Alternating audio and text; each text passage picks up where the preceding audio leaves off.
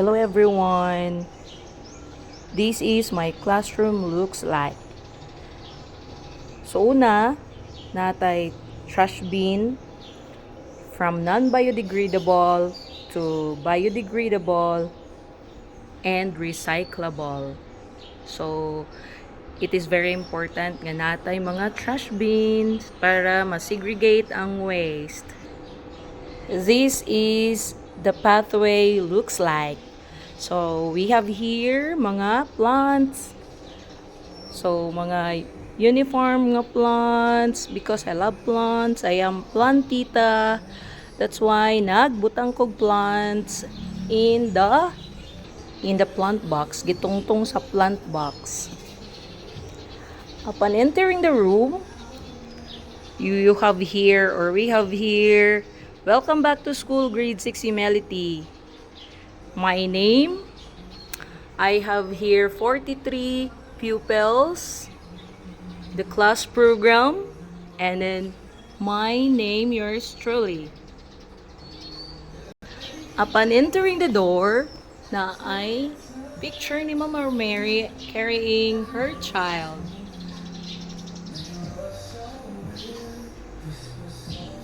From the front door, you can read the signage, "Welcome to grade 6 humility classroom, where learning never stops and adventure never ends." So we have here, by the way, diha atong mga plants. Sa pag-enter pa lang nimo sa door na yung mga plants. And then we have the supervisory corner, the pupils, daily attendance, and we have here the copy of Lupang Hinirang and then Panunumpa sa Watawat ng Pilipinas.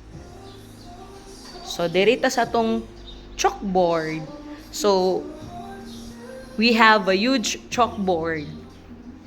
So not totally ready si teacher because nayang welcome grade 6 humility. We have a little cute TV, but it's okay. Kaya-kaya ra makita ra sa back. Sa mga pupils, carrier yan. And then we have here the quotes about humility. Humility is the ability to give up your pride and still remain or still retain your dignity by Vanna Vanta.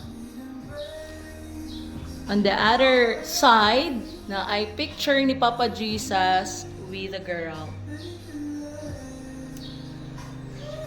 Beside the chalkboard, we have the wall of heroes. Para napan mailhan sa mga bata ang mga Philippine heroes na to, dili nila makalimtan. And then we have also the vision, the DepEd mission, and the core values.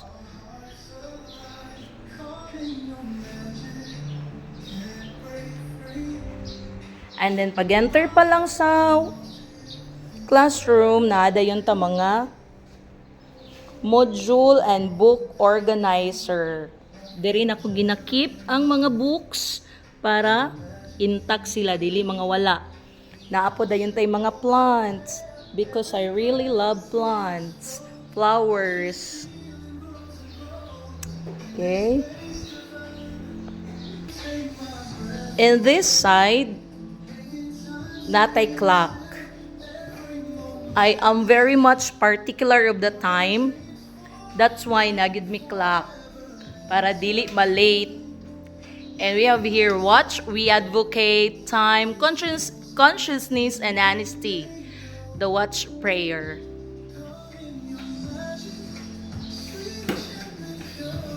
So natay Zoom box because I love music too. And then here, natay tabletop para sa water. Still na plants gapon. And above the wall, we have the tarpaulin indicating honesty is the best policy. Nga naman, kailangan talaga honest tayo guys. Ang katapatan ang pinakamahusay na panuntunan. So we have here the hand washing. I have here also the desktop. the monthly bulletin board. We have here also the subject corner. Printer, napod ko'y printer. In my table, I have here the nameplate, the flower vase, and the tumbler. I haven't seen red color. That's why pink na lang. So we have here the subject corner.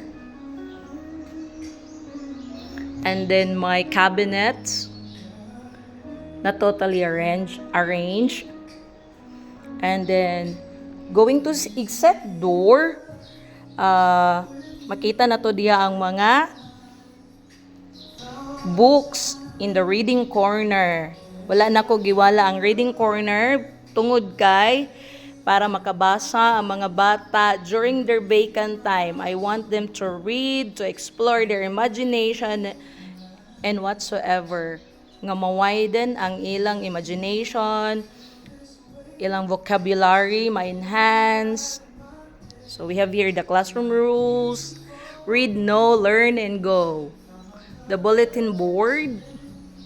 A simple hello could lead to a million things.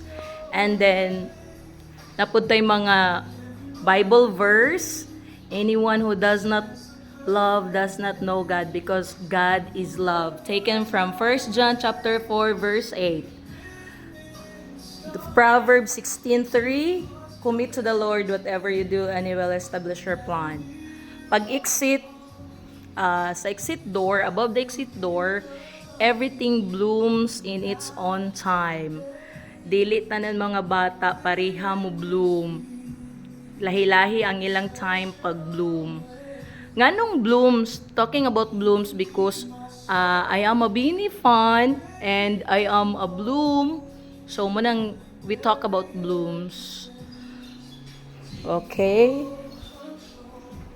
Pag-exit na to na ay mga plants gyapon.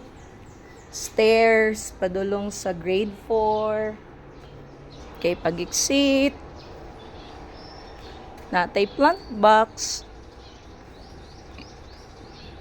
Okay.